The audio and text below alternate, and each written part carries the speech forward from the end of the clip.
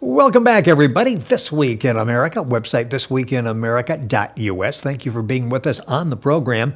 Worldly and past life visions, Atlantis, Lemuria, ancient technology, spiritual sciences. It's the critically acclaimed Legacy episode series by Robert Maxxim. 5 episodes called A Must Read for Every Truth Seeker. The author's real visions of previous lifetimes in Atlantis, Lemuria, and other worlds where these lives took place. The series, 30 Years in the Making, features advanced scientific and spiritual concepts with evidence. For Robert, these experiences began as a child with sleep-time visits to other worlds. They continue in both wake and sleep states. He spent 40 years studying science, religion, and the science of life, and works in the field of information technology. He's the author of the Legacy episode series. Robert Maxxim, back with us on This Week in America. Robert, welcome back to the program. It is always a pleasure. Great topics lined up today, so you're going to stay busy for the next few minutes here. Thank you for being with us once again on the program. Absolutely. It is so fascinating to have Robert on the program. The backstory, if you go to our website, thisweekinamerica.us, you can get all the past audio shows. You can go to YouTube, get all the past video as well at YouTube. And later in the program, we've got some great video you've never seen anything like it before. We'll be playing that during the end of the program. Robert will be discussing it, and then you can see the actual video actually at his website or at our website, thisweekinamerica.us. We're going to start by taking some questions that we've had over the course of the last month. And if you have a question for Robert, you can go once again to the website, thisweekinamerica.us, comments, and then address it to me. You go to Robert's website, Gaetan, GAETAN.com, and do the same with Robert. The first one is, how do spacecraft work? And we've talked about that over the course of the year or so that we've been doing programming. This really seems to be technologically advanced when we hear the stories, when we see the video, which we'll see again coming up shortly in the program. How do the spacecraft actually work? Well, spacecraft actually use electromagnetism as a means of propulsion rather than fuels, atomic matter, etc. I guess the best way to conceive it is a formula that I was given when I was 15 years old in a vision. I was told electricity plus magnetism plus ionization equals mobility. Now, with time, it became clear that basically what spacecrafts do is they form a very powerful Lorentz force field, and it's modulated by frequency. The way that the Lorentz force works is, I'll use my hand here.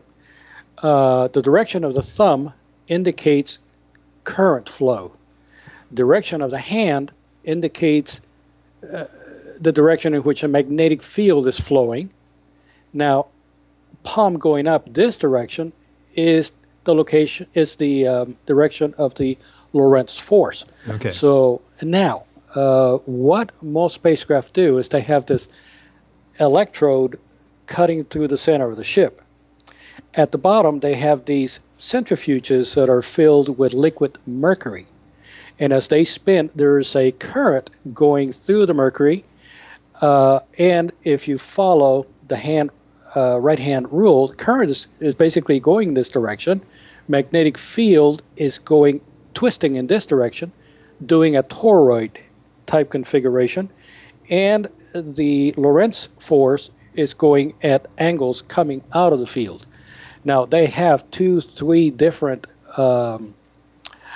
centrifuges going in different directions, and that causes field to converge and work with the central electrode to push that Lorentz force downward. That creates, at the top of the craft, an electron void, in a sense. At the bottom, electron excess. That causes gravitational flotation in the atmosphere. For lateral movement, they use cathode rays. Now, in space, it's a totally different type of function because space is fully electromagnetic. So you use something more like a plasma type engine. It's still using cathode rays, but converting it to high power plasma. So that's basically how they operate. That's Yeah. interesting. The techniques and the principles you talk about there, is that what we see in our spacecraft? Not at all. Our spacecraft are fuel only. Some of the plasma engines that have been developed to go, for example, to the asteroid field, Ceres Vista, that is a plasma jet type of engine, but it's greatly deficient in comparison to what some of these other spacecraft use. You're talking about not only using physical electromagnetic fields for propulsion in space, you're also talking about going to different dimensions where distance and time is different and also energies are different. The whole science of travel changes. Those are really, really advanced craft. Uh, I couldn't have the entire day to describe that. Yeah, that is fascinating, and it sounds like what you initially described is a whole lot safer than this fuel and the explosions and everything else that goes with that. It's a fascinating topic, and you mentioned it at 15, sort of getting these visions, the understanding of this, and we've got a question that. Is your work in technology influenced by the great technologies you have witnessed in other worlds? Have you been placed in this life for that reason? I mentioned at the beginning of our program you're involved in information technology. Is that by chance, or is that something that randomly occurred? It's a randomly occurred. I devoted legacy to share whatever spiritual and technical lessons I had learned over time. Outside of legacy, I'm not inclined to apply the technology I learned for my own personal gain or grant one person, group, business, or country advantage over the other. The important thing is that man must learn fellowship, sharing, respect, and selflessness as a priority over technology. This is the primary message being brought to the people of this planet by beings of other worlds. That is the key message. Technology must serve spirit, not spirit serve technology. And it, all in all, should not be our purpose to gain notoriety, but to send a message of fellowship and self-knowing to those who will listen. That's really why we have been placed here this time. Robert Maxxim, our guest on the program, that's Maxxim. He's the author of the Legacy Episode Series. The book's available all across the country. Of course, you can find information at Amazon.com. You can link on directly to those links by going to our website, thisweekinamerica.us.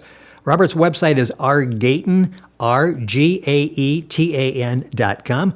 Also information on what we talk about on the program at unarius.com. Our past programs are available on iTunes, Google Play, as well as YouTube, and those links are at our website, thisweekinamerica.us. So to wrap up that question and move on, this is not something that was intentional where you were placed here for that knowledge of technology. That just happens to be something that you're doing, and you're sharing all of that with us. Yes, and it's because I have had those technical lives before. A reason why I am inclined to that technology today in an attempt to express it in a more positive way. And later in the program, as I mentioned, a unique, lifelike, never-before-seen representation of what Atlantis and Lemuria really look like and how they were destroyed. That's coming up in a few minutes on the program. Great video with that. If you're listening by radio, you can go to YouTube and see that, our YouTube channel. You can go to Robert's as well and see that. A question coming in, this is interesting as we talk about all the past lives. Do you ever meet someone you feel you have known in the past? And I will extend that a little bit. Do you ever feel like you've been somewhere where you really haven't been in this life, but you really feel like, I've been here before? Yeah, and Rick, you're a perfect example of that. You and I are old friends. How far back do we go? How old am I? Boy, I don't want to give away your age. Okay, thank you. That's probably just as well. I shouldn't have asked. Well, I do so all the time. If not everyone that I come in contact with, we're talking about hundreds of thousands of evolutionary years together on this world. So really the question is not if we have met. The real question is when, where, and how many times. Interesting. So with people that you come in contact with, you actually can sense that you knew these people from before. Yes. Now, in my own humble development, my focus is to work out those images that I see within myself. I don't really come equipped to see what other people have done. That's at this present stage of my evolution, that's kind of beyond me. But sometimes I do feel, because of my own association, I will feel, oh, hey, it sounds like we did this together. So in those rare times, I may know something about my relationship with another individual. But certainly, whenever I meet someone that I have spent many years with, I will feel it. I will know it. I will have that nostalgia. The change in my own spirit will happen. It will adapt to those times immediately. You'll find all of this, by the way, in the Legacy episode series, which is available at Amazon.com. Information at our website and Robert's website, rgaten.com.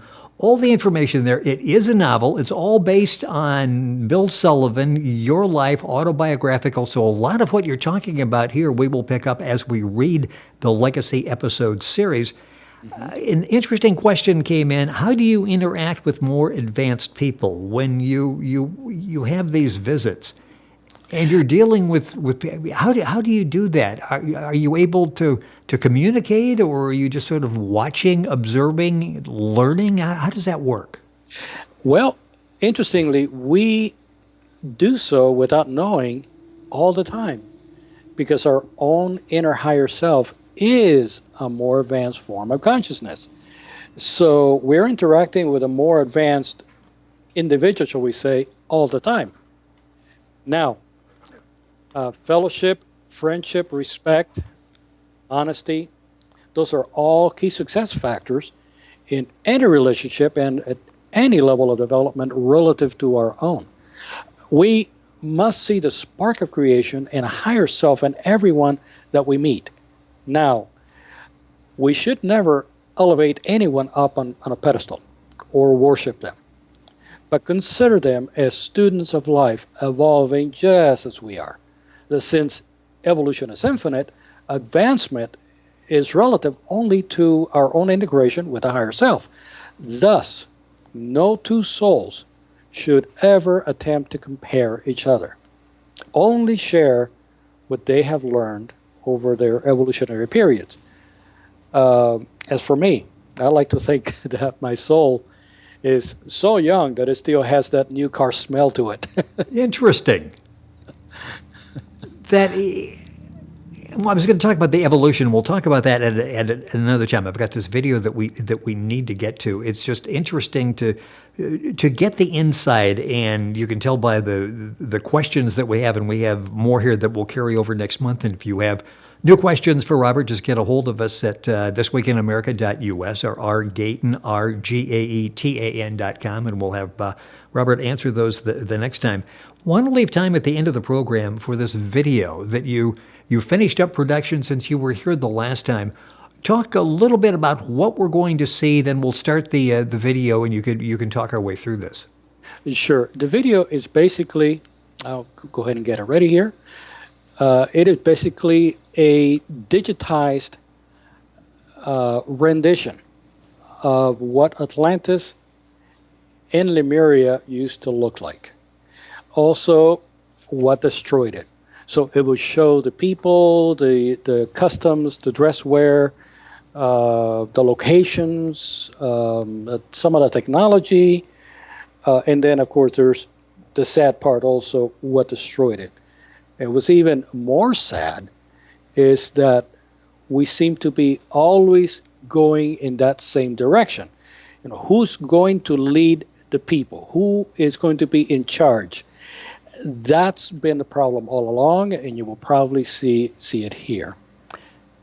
So I am ready to proceed. Let's go ahead and start the video. And once again, if you're listening on radio, if you go to our YouTube channel, go to our website, you can link on directly, or go to Robert's website, you can see this.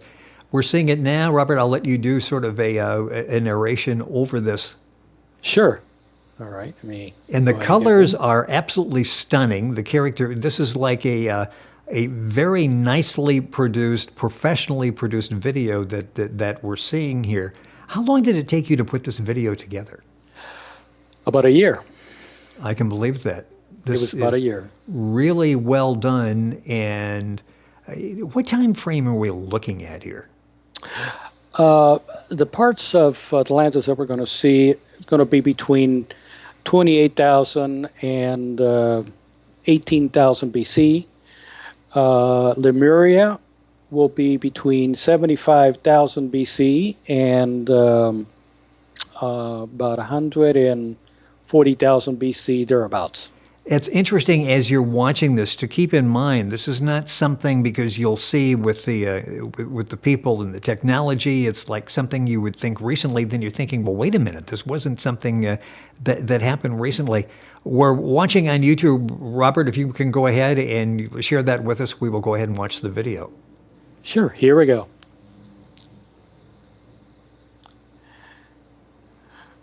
Right, this is basically the last remnant of Atlantis before it sunk. The same with Lemuria, those are the original locations. And now we're going to see Atlantis. And this is amazing as you're watching this. My first thought was the time frame. That's why I asked that, because it looked like it could have been done a week ago. Talk a little bit about what we see in terms of architecture and the climate, the people, that type of thing. Climate was controlled. It was tropical but yet mild. The people you see on the right are masters, and everyone else is considered a student. This is now the coastal region of Atlantis, facing east from Garden City. This was a center of meditation and relaxation, where people used to come out and know themselves and be honest with themselves, learn about their own spiritual challenges. And this is Garden City. This is the main city of Atlantis. It was pretty big. It was about 50 to 60 kilometers wide. It was divided into 7 concentric circles divided by canals. These are what are known as valleys, spacecraft about 900 meters wide. And these are the power towers, about 70 or so meters tall, using the Van Allen belts to gather energy. And these are more pictures of internal temples and learning centers. Everything about Atlantis was learning, spiritual progress. And now we're going to view Lemuria.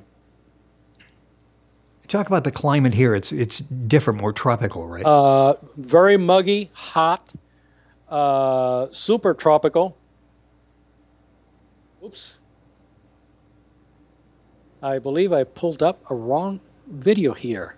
Okay, while you're working on that, we will talk about it. Again, the video you can see by going to our website, thisweekinamerica.us, and clicking on YouTube, and go to Robert's website, rgaetan, GAETAN.com, and get that information. Robert, when you've got that back up, just let me know, and we'll continue talking about that. It's professionally done. It's video like you've never seen before. We're seeing the end, I believe, of the Atlantis video. And these are basically what recollections that you had, correct? Correct. Now we're coming up on Lemuria City. Lemuria City was made up of 8 concentric domes. Each was about 40 kilometers wide.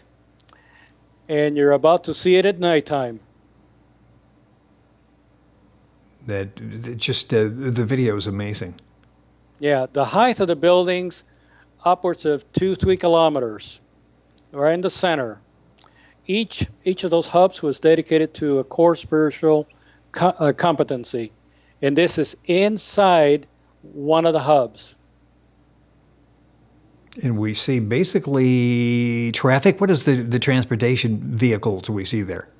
Transportation could hold 20 individuals inside. They floated over the streets.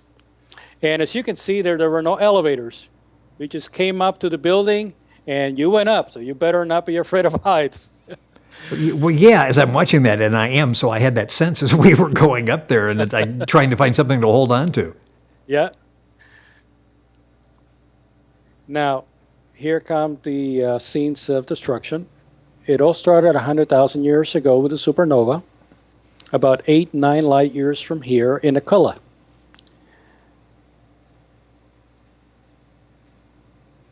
And this is the beginning of the destruction of both. Lemuria. Okay. Now, when this happened, in about 8 or 9 years, Earth was irradiated with gamma rays. And that basically burnt up Mars. It had some effect on our planet, although minimal. But Lemuria did survive. About 75,000, the remnant of that supernova, which is known today as Schultz star, came by, and then things began to go wrong. Mount Toba exploded, and that kind of almost wiped out all of civilization. And we can tell by watching the video that this was a difficult situation. I mean, were we being punished at this point? No such thing as punishment. We could have avoided this if we had stayed with the light, but we did not. It eventually ended up in nuclear holocaust, where Lemuria and its colonies basically nuked each other out. And we are reliving that fear today by the nuclear arms race. Atlantis, about 10,000 BC, almost the same thing. The power towers exploded, and then everything just went from there. And the video is very graphic in showing those were perilous times, weren't they? It was. One thing that science has already discovered, 75,000 BC, is what's called the Great Bottleneck.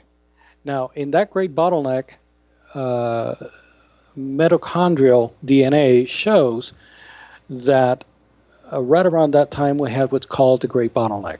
In other words, only about 1,000 breeding human pairs remained on this world. So it was such a catastrophe that only about 2,000 people survived. Now, that's not all. If you analyze the same cell structure in animals, birds, fish, at 75,000 BC, you find the same thing. And that's also documented in Legacy. So it is no mistake, it is no chance that this took place. This is just amazing. And a lot of this, as Robert just said, was in the Legacy episode series. The video is available at our website, thisweekinamerica.us, because we just showed it in the program today. So you'll watch, we're about 15 minutes into the program. When we start the video, you can actually see the video by going to Robert's website, which is Gaetan, Gaetan. So a number of ways to look at that. Out of time on this program, I want to talk about what kind of response you're getting to this, because it's just it's so well done. It's so powerful. If you've got questions for Robert, just go to our website, thisweekinamerica.us, and do comments and say it's a question for Robert, and we will do that in the future, or go to Robert's website. You can also get information on what Robert is talking about by going to unarius.com. That's UNARIUS.com. Robert, the video is excellent, really well done, a great program today. Thank you so much for being with us. It is always a pleasure. We always learn something, and we did it visually today. That was excellent. Thank you. Thank you. Just one quick note. Make that unariusunited.com. That's where, yeah. I forgot the United. I'm sorry. Unariusunited.com. I was trying to shorten it, but you're not going to get there by going that way. So unariusunited.com. Or Gaetan.com, or thisweekinamerica.us, and you can link on directly. Robert, thank you so much. Look forward to doing this again. Thank you for being with us on the program. Most awesome. Thank you, Rick. It is always a pleasure. Great to be with you again, as I have been for a number of generations. That is interesting. I'm going to try to think this through from my standpoint. You're listening to This Week in America, website thisweekinamerica.us. We're back after these messages. We've been talking about the Legacy episode series by Robert Maxxim, Maxxim. Back in a minute.